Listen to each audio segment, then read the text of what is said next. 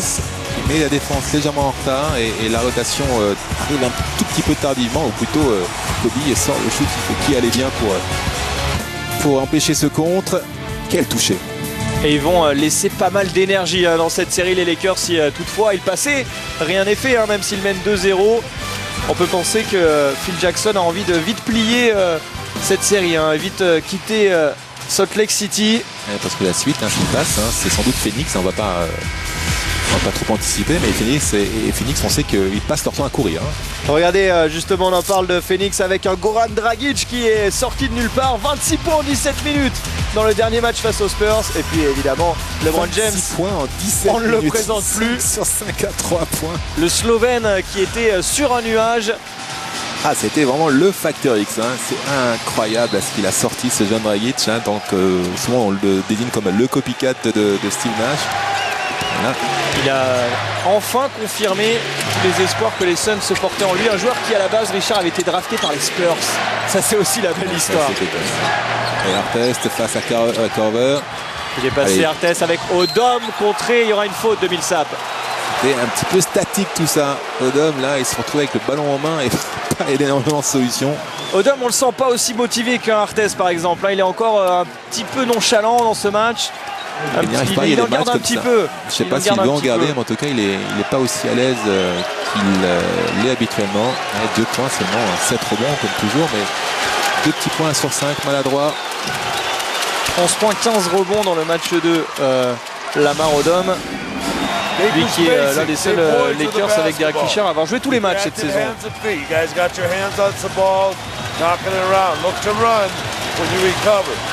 Essayez de courir, mais revenez en défense.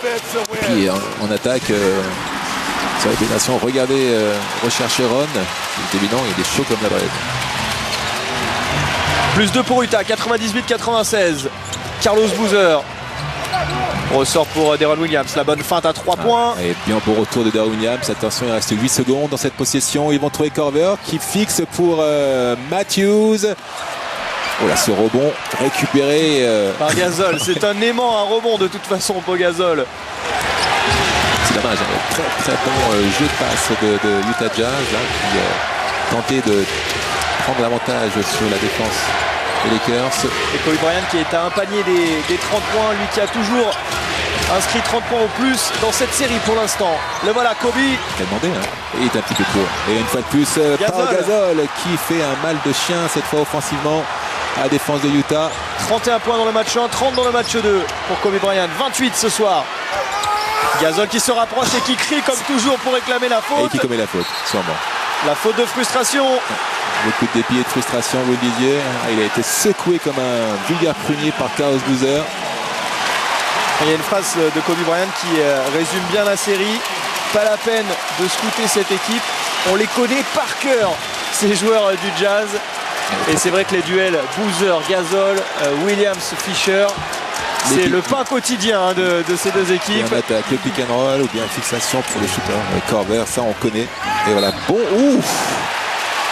Elle est dure à siffler, surtout à Kobe, celle-là. Il a dû l'entendre autant que de l'avoir. Il aura 2 lancers francs.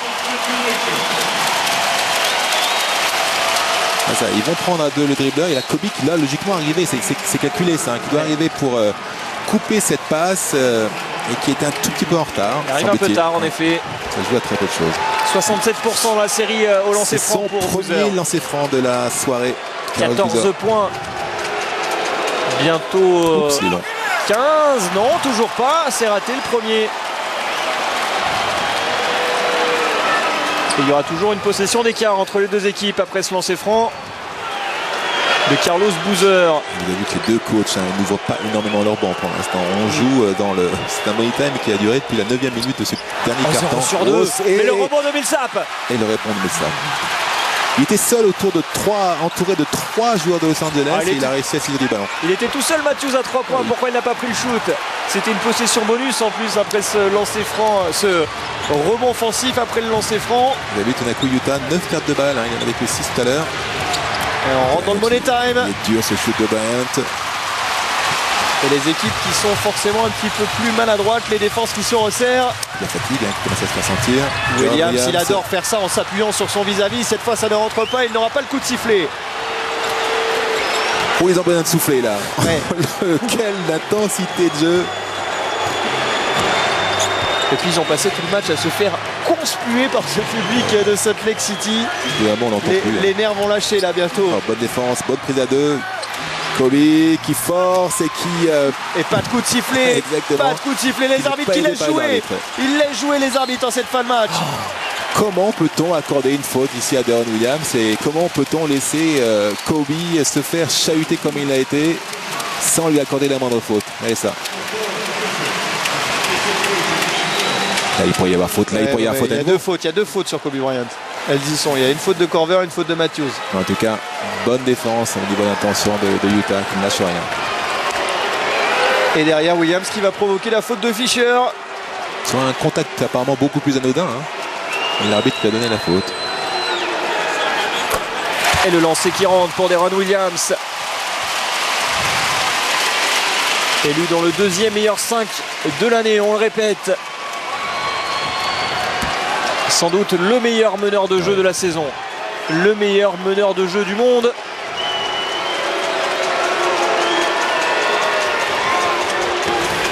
Et 2 sur 2. Plus 4 maintenant pour Utah. 100 à 96. À 3 minutes de la fin de ce match. Ils sont en position idéale. Ils sont chassés et non pas chasseurs. Donc c'était plutôt prévisible ici à domicile. Mais attention à cette équipe de Los Angeles. Et Utah qui pourrait se retrouver dans la position de San Antonio, justement, Richard, s'il venait à perdre ce match. Il est passé. Il est contré. Et Odom au rebond offensif. Et Kobe qui n'a pas la moindre faute de sifflet à son avantage. Là, pourtant, on le voit, il est l'objet de toutes les attentions de la défense de Utah. Et on va retrouver Lamar Odom sur la ligne, a priori, derrière ce temps mort. On va avoir bonne défense de Matthews. Et là, je suis désolé, il y a quand même quelque chose. Faute de Matthews derrière.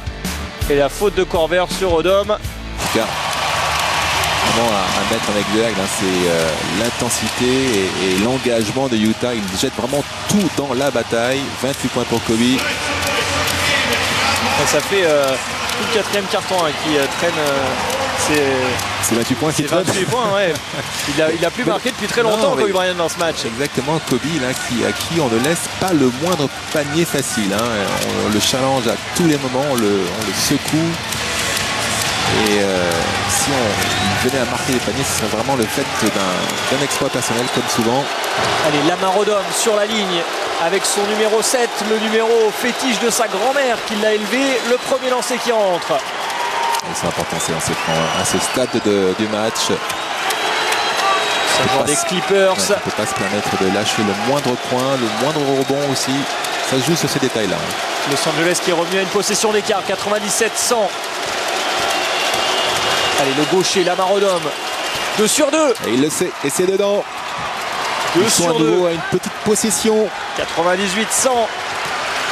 Alors qu'on voit les stats de Kirilenko en bas de votre écran. 8 points, 7 rebonds. J'ai l'impression que le réalisateur a envie que Kirilenko revienne sur le terrain. Aussi bien joué ça. Oh, il perd le ballon, Chaos Boozer. Alors qu'il était déjà, j'imagine, dans sa tête en train d'écraser ce ballon dans le cercle. C'était parfaitement joué pourtant. Ouais, une attaque assez rapide pour une fois du côté Et d'Utah. dans ce carton, 4 ballons perdus par Utah. Ils peuvent le payer cher. Là, ils avaient l'occasion de s'écarter un tout petit peu de la pression. Et Lamar Odom, qu'est-ce que c'est fort. Lamar Odom à 3 points. Les Lakers repassent devant à 2-20 de la fin de ce match. Les 100 à champions 100. ne meurent jamais. Alors qu'on a vu tout à l'heure le barbu en costard, c'est Vujacic qui est blessé. Bonne passe pour Millsap à l'intérieur. La relation Boozer-Millsap qui fonctionne toujours aussi bien. Dans un mouchoir, Florent. Ça s'est joué vraiment dans un petit mouchoir de poche. Et Utah repasse devant, 102 à 100. Et regardez, les deux équipes à 3 points, 11 sur 26 et 9 sur 20. C'est excellent. Kobe, cette plus fixation pour Pao. On va redonner à Kobe, bien sûr. Là, qui maintenant, 1 contre 1, va tenter de passer Matthews qui est collé. Ils l'ont laissé jouer en isolation. Kobe Bryant et son père forcément qui est heureux sur le bord du terrain. C'est-à-dire qu'il peut même dire, on a même poussé sur ce fadeaway. Il y a même une faute qu'on aurait pu lui accorder. Voilà, 30 points pour Kobe. Comme toujours dans cette série. Un peu plus de 50%, ce qui est remarquable vu le traitement qu'il subit. Et Fisher là qui ne lâche pas Deron Williams. Et c'est Artest qui s'occupe de Korver. Il est passé Williams. Korver est tout seul. Korver était tout seul à 3 points, ça rentre. Et Artest, qu'est-ce qu'il a été aidé au rebond alors qu'il devait uniquement s'occuper de son joueur. C'est le 5e panier à 3 points.